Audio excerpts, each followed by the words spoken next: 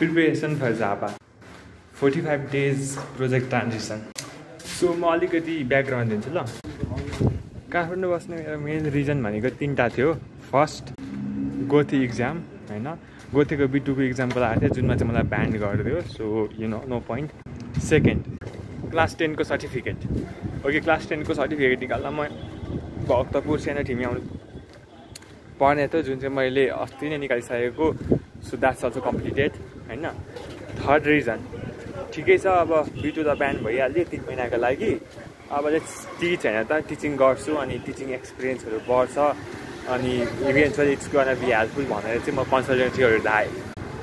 With the offer I will teach for फ्रीमा पढाउँछु भनेर चाहिँ कन्सल्टेन्सी धाउँदा पनि I didn't got any job. त्यतिखेर एउटा राम्रो अपर्च्युनिटी के आयो भने काकाहरूको चाहिँ कन्सल्टेन्सी भर्खर रेजिस्टर गर्नुभएको रहेछ अनि ठाउँ पनि थियो, तर अहिलेसम्म चाहिँ लागू गर्नुभएको थिएन होइन। सो विथ द्याट होप होइन, सबै कुरा त्यतिखेर पर्फेक्ट देखेर चाहिँ it was no reason not to start आफ्नै कन्सल्टेन्सी। सो मैले आफै चाहिँ मार्केटिङ भनेको पोस्टहरू बनाएँ, पोस्ट गरेँ अनि with the hope that physically class पाउँछु भनेको। बट सरप्राइजिङली मान्छेहरू मोर चाहिँ अनलाइन इन्ट्रेस्टेड थिए। I got my first student होइन, फर्स्ट स्टुडेन्ट मैले नेदरल्यान्डको पाएँ। त्यो पछाडि सेकेन्ड स्टुडेन्टले पनि रेजिस्ट्रेसन गरिसकेको छ।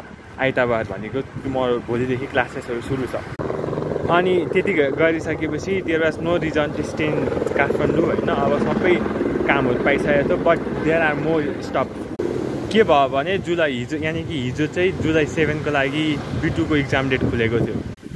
अब त्यो एउटा बिग रिजन थियो, किनभने 1.5 महिनामा एक्जाम हुन्छ नि। ओके फाइन, म एक्जाम लिनु पऱ्यो, एक्जामको डेट लिनु पऱ्यो, अन्तदेखि चाहिँ नेक्स्ट 1.5 मन्थ चाहिँ प्रिपेरेसनको लागि दिन्छु भनेको थिएँ। But unfortunately I did not got the exam सिटै सकिसकेको थियो। सो अनि अब त्यसले चाहिँ जा भन्छ होइन, त्यसले चाहिँ there is no point staying in Kathmandu होइन। अब एक्सपेन्सेसहरू छन् त होइन, काठमाडौँमा बस्दाखेरि इट्स नट फर फ्री होइन। अन्तदेखि आई नो मेरो चाहिँ सर्भाइभलको पोइन्ट थियो, द्याट्स द मेन रिजन। आफै सर्भाइभ हुनुपर्छ भन्ने चाहिँ मेरो मेन रिजन थियो।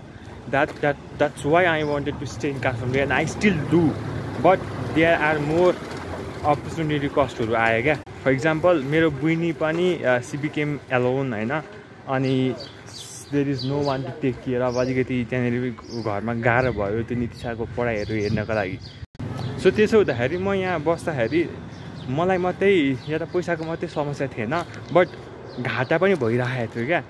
सो अल्टिमेटली चाहिँ मेरो आफ्नो चाहिँ जिद्दीपन